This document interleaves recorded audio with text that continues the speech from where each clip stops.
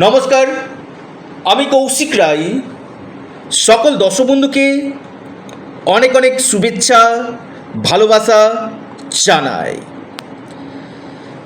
একটি রাশি সৌভাগ্যের দরজা খুলতে চলেছে। 14ই মে পর্যন্ত এই একটি রাশি দৈব কৃপায় আপনাদের জীবনে অনেক অপরচুনিটি আসতে চলেছে। এই একটি দুর্লভ রাজ্য, এই একটি রাশির ভাগ্যে সুবিশাল পরিবর্তন নিয়ে আসতে চলেছে। দেখুন, প্রথমেই আমি একটি কথা আপনাদেরকে বলি। শুক্র আপনার বৃষ রাশিতে অবস্থান করছে, মালব্য মহাপুরুষ রাজ্য সৃষ্টি করছে। এবং এই রাশির ক্ষেত্রে, যে একটি রাশির আমি কথা বলব, তার ক্ষেত্রে কিন্তু রাজ্যকারী প্ল্যানেট হচ্ছে শুক্র। আর এই শুক্র রয়েছে পঞ্চম ভাবে, রাজ্যকারী প্ল্যানেট পঞ্চম ভাবে কিন্তু অবস্থান করছে। এবং আগামী 14ই মে পর্যন্ত এই পঞ্চম ভাবে থেকে বিশেষভাবে এই একটি রাশিকে মালামাল করতে চলেছে। দেখুন, শুক্র আমাদেরকে কি দেয়? শুক্র আমাদের পার্থিব সুখ দেয়, শুক্র আমাদের লাক্সারি, ভোগ বিলাস, এই সকল দিকগুলো কিন্তু শুক্র কিন্তু দেয়। আর পঞ্চম হাউসে থাকা মানে প্রথম হচ্ছে আমি বলবো প্রেমের জায়গাটা কিন্তু আপনাদের ভালো হবে। প্রেম অর্থাৎ যাদের লাভ রিলেশনের ক্ষেত্রে সমস্যা আসছিল, প্রেমের জায়গাটা আগামী 14ই মে পর্যন্ত কিন্তু খুব ভালো দেখা যাচ্ছে। এই সময় আপনাদের আকস্মিক কোনো জায়গা থেকে অর্থপ্রাপ্তি ঘটতে পারে, হঠাৎ কোনো অর্থপ্রাপ্তির যোগ আমি দেখতে পাচ্ছি। পাশাপাশি আপনাদের অপরচুনিটি, যে কোনো দিক থেকে অপরচুনিটিগুলো কিন্তু আপনাদের আসবে। নতুন কর্মের সুযোগ এই সময় আসবে। সেই রাশির নাম আমি অবশ্যই এই ভিডিওতে বলবো, কারণ এই রাশির ক্ষেত্রে শুক্র হচ্ছে রাজ্য প্ল্যানেট, রাজ্যকারী গ্রহ। আর রাজ্যকারী গ্রহ যখন ত্রিকোণভাবে অবস্থান করে এবং রাজ্য সৃষ্টি করে, মালব্য মহাপুরুষ রাজ্য সৃষ্টি করে রাশিচক্রে, তখন কিন্তু এই রাশিকে কিন্তু দুহাত ভরে কিন্তু দেয়। এবং এই সময় যারা বিশেষ করে অনলাইন, আপনি যে কোনো অনলাইন প্ল্যাটফর্মে থাকুন না কেন, সেখান থেকে আপনারা লাভ পাবেন। যারা নিয়মিত ট্রেডিং করছেন, অনলাইন ট্রেডিং করছেন, তাদের ক্ষেত্রে লাভ। ইনভেস্টমেন্ট আপনারা এই সময় করতে পারেন, সেটা আপনি গোল্ড হতে পারে, শেয়ার মার্কেট হতে পারে, আপনি প্রপার্টি হতে পারে, যে কোনো সেক্টরে আপনি ইনভেস্টমেন্ট করতে পারেন। আগামী দিনে আপনি নিশ্চিত রূপে সুফল পাবেন। সেই একটি রাশির নাম হচ্ছে মকর রাশি।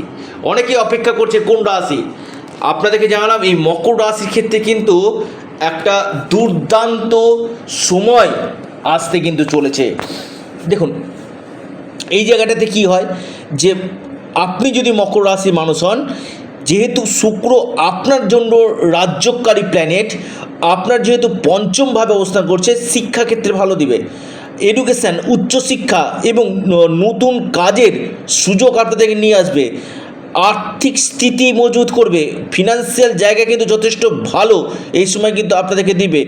ডেলি ইনকাম সোর্স আপনাদের বাড়াবে। ফরেন থেকে এই সময় আপনারা কিন্তু লাভ কিন্তু পেতে চলেছেন।